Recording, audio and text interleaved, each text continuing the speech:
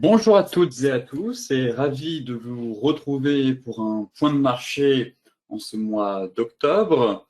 Alors, avant de commencer, bien évidemment, je vous laisse prendre connaissance de l'avertissement légal sur les risques. Pour rappel, les CFD sont des produits à effet de levier. Le trading sur CFD comporte un risque élevé et ne convient pas à tous les clients. Alors, ce webinaire est organisé avec IG Bank et si vous avez des questions ou si vous souhaitez me faire remonter des informations, eh bien, n'hésitez pas à me contacter directement sur DailyFX ou via mon Twitter disponible en public. Sinon, vous pouvez aussi demander Harold justement pour avoir un peu plus d'informations sur les offres d'IG Bank. Alors, maintenant, intéressons-nous un peu à la partie graphique. Je vais, dans ce court format, tenter de vous proposer des plans de trading et d'investissement en fonction de l'environnement économique qu'on connaît actuellement. Pour rappel, on a quand même eu des marchés un peu capricieux, j'ai envie de dire, complexes, à la fois nerveux, en même temps, l'environnement économique s'est quelque peu dégradé, si je puis dire. On a eu une envolée des taux, une crise énergétique actuellement avec une flambée des prix de l'énergie, notamment avec le gaz et le pétrole. Le dossier épineux Evergrande, qui n'a pas, à mon avis, je pense, qui va continuer en tout cas de défrayer la chronique dans les semaines à venir. Et un possible resserrement de politique monétaire de la part des banques centrales, avec le fameux tapering, et une inflation toujours galopante, malgré des institutions qui nous disent que l'inflation est transitoire et qu'elle ne devrait pas durer. Mais force est de constater tout de même que l'inflation est là et qu'avec la flambée du prix de l'énergie, ça suscite quelques craintes et des inquiétudes de la part des investisseurs. Donc, on a eu un mois de septembre assez compliqué et un début d'octobre, le début du mois d'octobre, pareil, avec globalement pas mal de volatilité sur les marchés et généralement le retour de la volatilité ou d'une correction indicielle offre des opportunités dans vos investissements ou dans votre trading. Alors, n'hésitez pas dans le chat à me dire si vous souhaitez que j'analyse une certaine classe d'actifs. Actuellement, j'ai noté pour ma part deux paires intéressantes sur le Forex, une analyse sur le Dow Jones, des éléments intéressants qui sont en train de se passer sur les métaux précieux, notamment le gold. Et enfin, je terminerai cette revue de marché avec une action qui a tendance à surperformer et qui semble mûre, en tout cas, pour une reprise haussière. Alors, concernant le Dow Jones, où en sommes-nous? Alors, je vais d'abord basculer sur le cash avant d'aller sur les futurs. Voilà. Alors, très clairement, le Dow Jones, après avoir effectué une grosse correction, se stabilise à l'intérieur d'un range. Ici, comme vous pouvez le voir, entre les 33 800 et, allez, on va arrondir, les 35 000. Donc, pour l'instant, le pire n'est pas certain, toujours. Effectivement, on aurait vraiment une dégradation sur l'ensemble des indices si on enfonce le précédent creux, même si je note quand même un chandelier qui invite à la prudence, étant donné qu'on a eu un avalement baissier sur l'ensemble des indices, que ce soit le S&P, que ce soit le Nasdaq, que ce soit le DAX, que ce soit le CAC 40. Si vous regardez vos graphiques en données mensuelles, vous verrez un chandelier pas très joli, un avalement baissier. Logiquement, c'est un chandelier de retournement et qui suggère une correction à venir. Néanmoins, pour l'instant, peut-être que les marchés se sont fait une grosse frayeur et on a préservé des gros niveaux de support sur l'ensemble des indices. Donc, tant que ces niveaux de support, si vous voulez, ne sont pas enfoncés, difficile d'affirmer une correction plus profonde à venir. Maintenant, si on affine un peu et qu'on bascule en données journalières, effectivement, pour moi, le pivot clé, ce serait d'une part une incursion sous la borne basse du canal haussier, couplée à une cassure du bas du range, et en parallèle, on aurait la moyenne mobile 200 périodes, qui est quand même un bon indicateur, je trouve, pour garder la dynamique.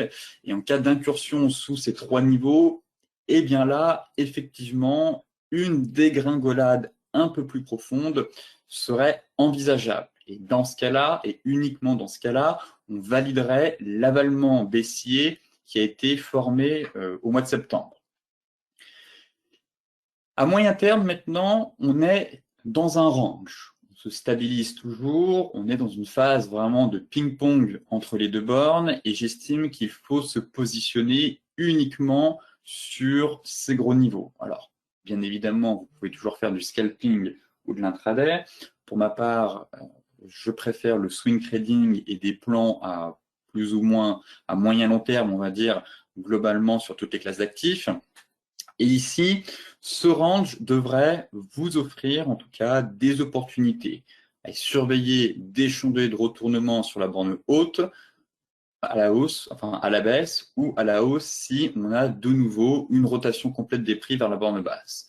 À l'inverse, si vous n'êtes pas à l'aise avec cette stratégie de trading range, eh bien je vous invite à attendre la cassure d'une des deux bornes qui devrait logiquement donner le coup d'envoi du prochain mouvement directionnel. Et donc, dans ce cas-là, comme évoqué, si le marché effectue une rotation complète vers la borne basse, on valide l'avalement baissier. Et inversement, je m'attends à ce que cet avalement baissier dysfonctionne si les prix clôturent au-dessus des 35 000 points. On aurait une fin de consolidation, sortie de range par le haut, forte probabilité que les prix et que le marché parviennent à reconquérir les anciens plus hauts historiques et pourquoi pas même aller chercher la borne haute du canal haussier. Pour cela, je vous invite maintenant à affiner votre plan avec l'unité de temps 4 heures qui est assez propre et qui va vous donner quand même pas mal d'indications. Alors là, on est sur le cash. Je vais ensuite basculer sur le futur. Actuellement, on a quand même une séance flux haussière et impulsive. Donc, je n'observe toujours pas un chantier de retournement ou des éléments nous indiquant que le marché s'essouffle dans cette rotation. Donc, il faut se montrer encore patient. Et bien sûr, je n'exclus pas, cette fois-ci, une sortie par le haut du range. Maintenant, j'aime bien regarder les futurs, le cash un peu pour cadrer la dynamique, regarder notamment les chandeliers japonais, et par la suite, les futurs qui actuellement offrent des zones d'intervention très propres. Et justement, si on regarde le futur sur le Dow Jones, ici, ce sont les 1, 2, 3, 4, 5 zones sur lesquelles vous devez en tout cas tenter d'intervenir sur le Dow Jones. Lorsque l'indice se situe ailleurs que sur ces zones, eh bien, je vous invite à rester à l'écart. Ce sont vraiment des zones où on a eu une très forte réaction du marché à chaque fois et il est préférable et plutôt judicieux même d'intervenir dans ces zones lorsque vous décidez de trader. Et donc là, même constat finalement, que ce soit en données 4 heures ou daily ou sur le cash ou futur, on remarque la même dynamique à court terme avec des prix qui commencent à être prisonniers entre la MM200 et la MM50 qui fait office de résistance en parallèle de la résistance horizontale. Donc ici, encore une fois, pour l'instant, aucun signal baissier. Bien au contraire, on est quand même dans une séance assez dynamique, flux, je dirais, où les acheteurs ne laissent aucun répit aux vendeurs. Donc, pour l'instant, encore un peu tôt pour anticiper un retournement de marché. Et si derrière, effectivement, on clôture au-dessus de ce niveau, eh bien, attendez-vous à une poursuite de la hausse pour aller chercher en TP1 ici, ces premières zones, et en TP2, ce serait un retour sur les plus hauts historiques. Encore une fois, en données 4 heures, mettez-vous sur cette unité de temps pour essayer de filtrer. Et ici, autant vous voyez que là, on avait des avalements baissiers, des avalements haussiers. Là, pareil. Et actuellement, on empile les bougies vertes. On est sur une bougie flux. De ce fait, les acheteurs gardent la main. Ne vous précipitez pas à la vente sans avoir un signal technique baissier. Et surtout, attendez la clôture des bougies. Car en cas de clôture par le haut, comme je vous le disais, je verrais bien, très clairement, l'indice reprendre un peu de hauteur en direction des prochaines résistances. Maintenant, intéressons-nous un peu au Forex avec l'euro-dollar qui lui aussi nous a délivré un joli signal technique hier.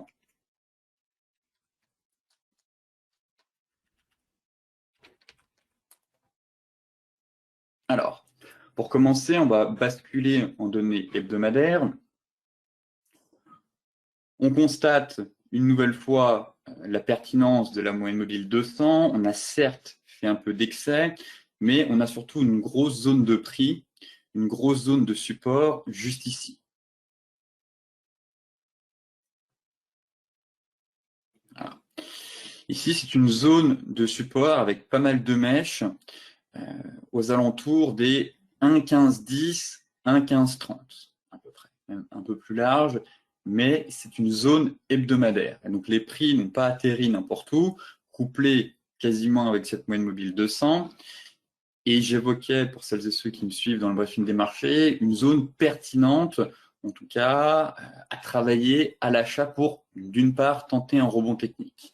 Donc effectivement, les prix sont venus taper cette zone hebdomadaire. Forcément, plus on monte sur les unités de temps, plus les niveaux de support et de résistance sont pertinents. Donc là, on a très clairement identifié une zone en données hebdomadaires. Ensuite, lorsqu'on affine en données daily, on a eu hier, d'une part, un chandelier assez convaincant, flux directionnel qui forme un avalement haussier. Et derrière, les prix ont aussi validé une divergence haussière. Et tout ça sur un niveau de support. Donc, très clairement, après une dégringolade depuis plusieurs semaines à l'intérieur d'un canal baissier, je m'attends, je ne parle pas de reprise haussière, mais en tout cas, je m'attends maintenant à un rebond de l'euro face au dollar pour aller chercher les 1,1710. Donc là, effectivement, on a encore un petit obstacle au-dessus de la tête.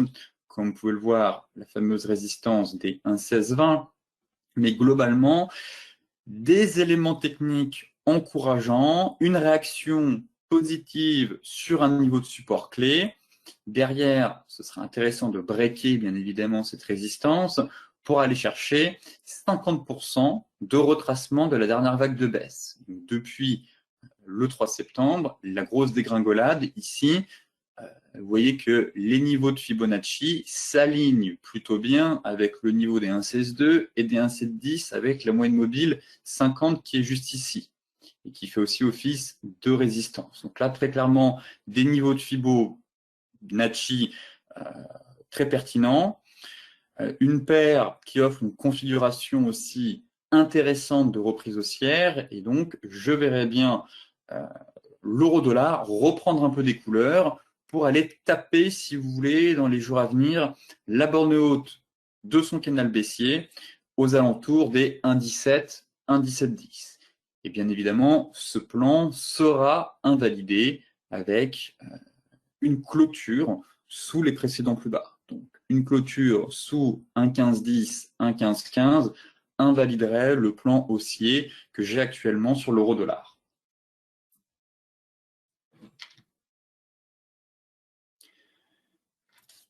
L'euro GBP maintenant. Ici, on est plutôt sur un plan vendeur qui demande aussi confirmation. Autre élément intéressant sur cette paire, c'est que le marché évolue dans un énorme range depuis maintenant quelques années.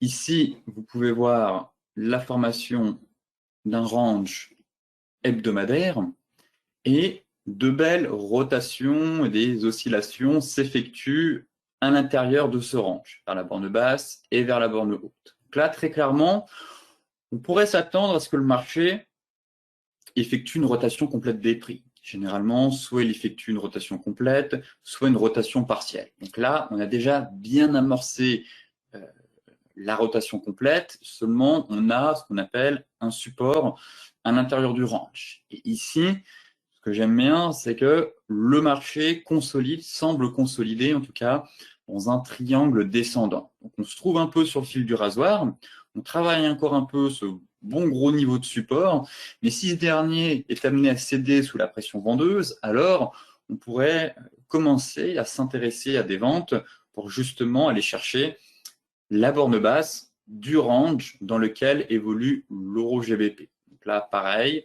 on élabore le plan en données hebdomadaires et ensuite on va basculer en données journalières pour essayer d'affiner. Mais globalement, voilà, stratégie plutôt vendeuse, figure de consolidation et qui devrait logiquement amener à une cassure par le bas avec ce triangle descendant.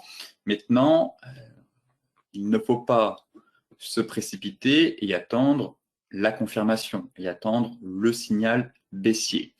Là, on a de nouveau tenté durant la journée une incursion, une cassure de ce niveau et cela n'a pas fonctionné. Vraiment, c'est très important d'attendre les clôtures de bougies, tout simplement pour éviter de se prendre des bear traps ou des bull traps. Et dans ce cas, un bear trap.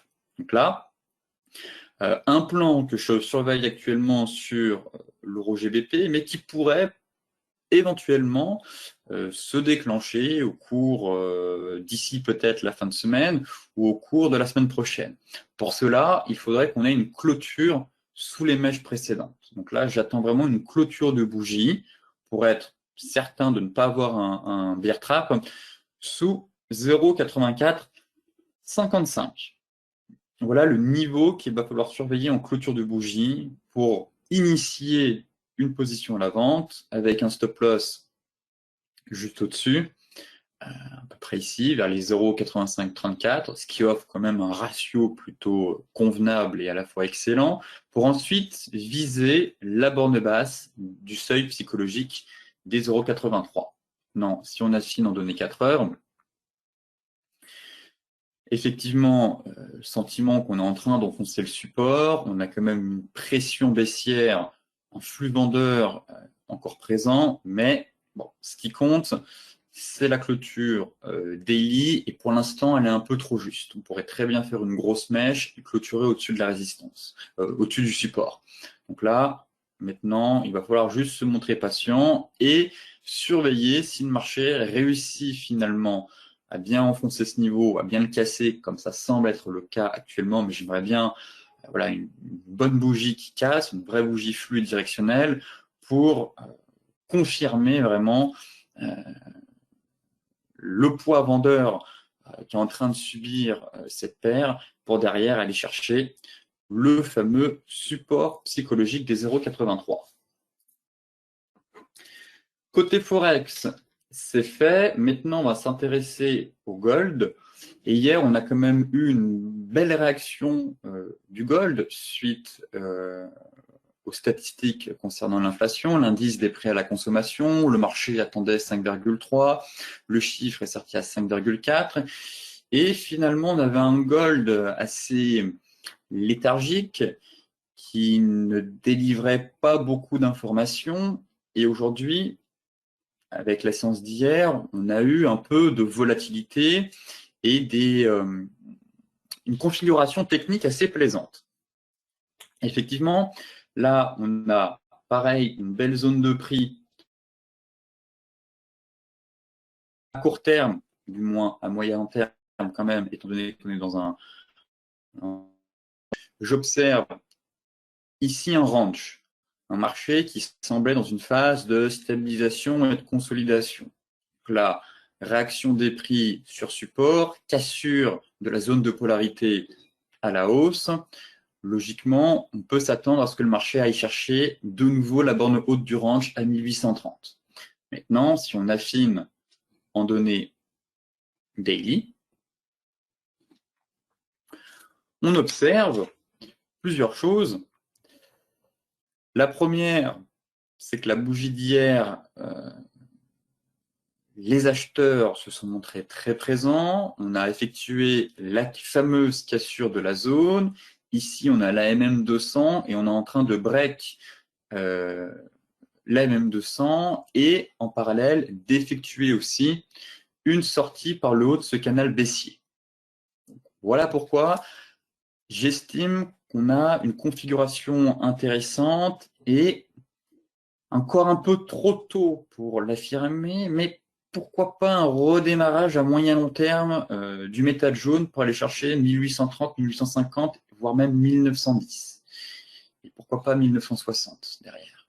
En tout cas, on a des éléments intéressants, surtout si l'euro reprend un peu de hauteur et que le dollar arrête de se renforcer. Derrière, il faudrait aussi que les taux, qu'on ait un peu une accalmie sur les taux, car forcément, si les taux s'envolent, derrière, ça pourrait quand même pénaliser le métal jaune.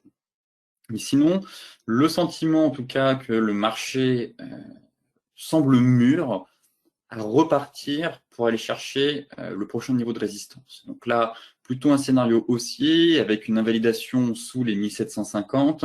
Bien évidemment, le niveau clé pour moi, ça reste les 1830. C'est quand même la zone qu'on travaille depuis plusieurs mois. À chaque fois, le marché est venu buter. Et là, si le marché parvient à s'extraire, ce qui est actuellement le cas, pour rallier les 1830 et break l'oblique haussière, ce serait très encourageant pour la suite et de bon augure. Voilà pourquoi derrière, je viserais 1850, même si j'estime que ce n'est pas un gros niveau, ce serait surtout 1910 et 1960. Donc là, ce qu'il va falloir surveiller, c'est la clôture hebdomadaire, qu'on confirme bien la cassure de cette zone hebdomadaire qu'on a vue sur l'unité de temps weekly, que la bougie soit bien directionnelle et que là, d'ici demain, le marché parvienne à s'extraire de ce canal baissier. Dans ce cas-là, un plan haussier pourrait se déclencher, un scénario haussier, pour, dans un premier temps, aller chercher les 1830. Ensuite, mettre son stop à break-even et en cas de cassure, eh bien, se laisser porter le plus loin possible en espérant cette fois-ci une reprise haussière de la dynamique, du moins de la tendance primaire, car la tendance primaire, elle est haussière et on a une tendance secondaire qui est baissière actuellement. Mais ce qu'il faut retenir, c'est la tendance et la dynamique de fond. Donc, on est toujours dans une dynamique haussière qu'on appelle tendance primaire. Et derrière, si on parvient justement à casser ces niveaux, on pourrait déclencher très clairement une deuxième phase de bull run et repartir dans le sens de la tendance primaire. Pour terminer, une action, si vous tradez les actions, c'est ASM International. Un bulldozer, très clairement, ce sont des actions qui surperforment le marché, qui généralement n'offre pas beaucoup de corrections. Et effectivement, avec l'envolée des taux, les craintes autour de l'inflation, Evergrande, la crise énergétique que l'on connaît actuellement, eh bien, l'ensemble des indices ont quand même décroché d'environ 5-6%. Même les meilleurs titres ont cédé du terrain et généralement, il faut se repositionner sur les meilleurs titres, les meilleurs dossiers, les valeurs de qualité, celles qui surperforment le marché. Et actuellement, ASM International, c'est vraiment un titre qui surperforme le marché. Cadrage de la dynamique haussière à l'intérieur d'un canal haussier. On est justement venu prendre appui sur ce bas de canal et on a formé un joli chandelier de retournement. Donc là, ici, on avait déjà eu un avalement haussier. Ça a permis, vous voyez, de stabiliser la baisse sans pour autant qu'il soit invalidé. On était quand même sur un niveau de support. Et mercredi, on a eu cette fois-ci de nouveau avec un gap baissier, un bel avalement haussier qui a avalé quand même 1, 2, 3, 4, 5, 6 bougies. Plus l'avalement est conséquent, plus il avale de bougies, plus il a de force, si vous voulez. En parallèle, certains verront même un double creux. On peut voir en données 4 heures. Donc là, Une nouvelle fois, plusieurs éléments techniques que j'apprécie sur des titres, notamment qui ont tendance à surperformer, pour justement reprendre le train en marche. Bel avalement haussier, double creux qui a permis cette phase de stabilisation. On est repassé au-dessus de la MM 50. Pareil, 4 heures. Pareil pour la MM 50, daily qui est juste ici. Et ici, je le verrais bien, en tout cas, pareil, un titre qui semble mûr pour une nouvelle vague de hausse, en tout cas, dans un premier temps, avec une invalidation en cas de clôture sous les 306, 305. Voilà comment je vois les choses un peu sur ce titre. Plutôt un biais haussier, reprise haussière pour aller chercher en TP1 360, en TP2 les anciens plus hauts. Et si derrière on casse les plus hauts historiques, eh bien trend following et suivi de tendance. Et le but, ce serait d'aller chercher la borne haute du canal aux alentours des 400 $. Voilà, concernant le tour d'horizon sur toutes ces classes d'actifs, que ce soit le Dow Jones, le Gold ou les actions. Donc, si vous avez des questions à me poser, ou si vous souhaitez que je revienne sur un actif, eh bien, n'hésitez pas à me le dire dans le chat. Pour celles et ceux qui ne me suivent pas, bien évidemment, vous pouvez me retrouver sur Twitter si vous souhaitez me suivre, si vous souhaitez avoir des informations sur les marchés, avoir des graphiques, eh bien, je vous invite directement à me suivre ou même à me contacter, étant donné que mon profil est public. Si vous souhaitez me partager vos analyses ou même des graphiques, eh bien, c'est avec un grand plaisir que je répondrai à vos questions et à vos attentes. Alors, effectivement, dans le chat, je vois actuellement qu'il n'y a pas de questions.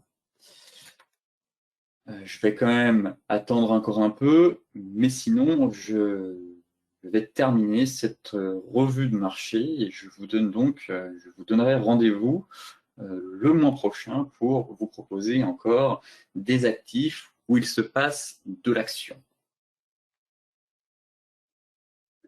Très bien. Écoutez, je vois qu'il n'y a pas de questions dans le chat.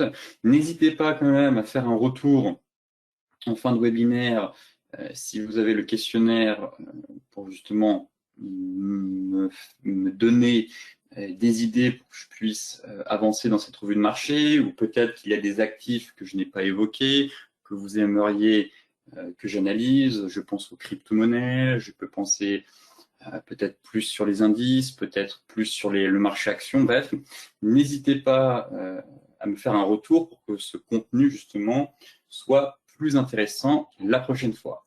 Sur ce, je vous souhaite une excellente fin de journée. Soyez prudents sur les marchés, n'oubliez pas de mettre votre stop et je vous donne donc rendez-vous le mois prochain pour de nouveau faire un tour d'horizon sur l'ensemble des marchés. Merci à vous et très belle soirée.